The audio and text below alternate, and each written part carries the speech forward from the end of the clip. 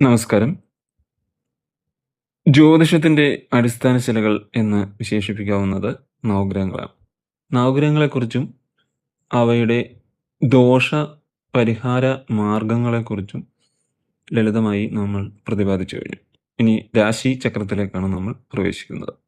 സൂര്യൻ, ചന്ദ്രൻ, കുജൻ, ബുധൻ, വ്യാഴം, ശുക്രൻ, ശനി, രാഹു, കേതു ഇവകളാണ് നവഗ്രഹങ്ങൾ. ഗുളികൻ അഥവാ മാന്നി എന്ന ഉപഗ്രഹത്തിനും ജ്യോതിഷത്തിൽ സുപ്രധാനമായ പങ്കുണ്ട്. ഈ ഗ്രഹങ്ങളുടെ സ്ഥാനവും പ്രയാണവുമാണ് ഒരു വ്യക്തിയുടെ ഭൂത, വർത്തമാന, ഭാവി ഫലങ്ങൾ കുറിക്കുന്നത്.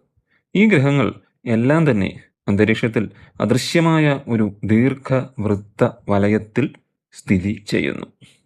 ജ്യോതിഷത്തിൽ ഇതിനെ രാശി ചക്രമെന്നും ഇതിനാധാരമായ മണ്ഡലത്തിന് രാശിമണ്ഡലം എന്നും പറയുന്നു. ഗ്രഹങ്ങളുടെ ഭ്രമണപഥമാണല്ലോ രാശിചക്രം. ദീർഘവൃത്താകൃതിയിലുള്ള ഈ രാശിചക്രത്തെ 30 ഡിഗ്രികൾ ഭാഗങ്ങൾ വീതം അടങ്ങിയ 12 സമവിഭാഗങ്ങളായി തിരിച്ചിരിക്കുന്നു. ഈ ഓരോ ഭാഗത്തിനും രാശി എന്നാണ് പറയുന്നത്. രാശികളുടെ തുടക്കം കിഴക്ക് നിന്നും പടിഞ്ഞാറോട്ടാണ്. ഓരോ രാശിക്കും ഓരോ ആകൃതിയും നിർദ്ദേശിച്ചിട്ടുണ്ട്. അവയെക്കുറിച്ച് നമുക്ക് അടുത്ത ഭാഗത്തിൽ പ്രതിപാദിക്കാം.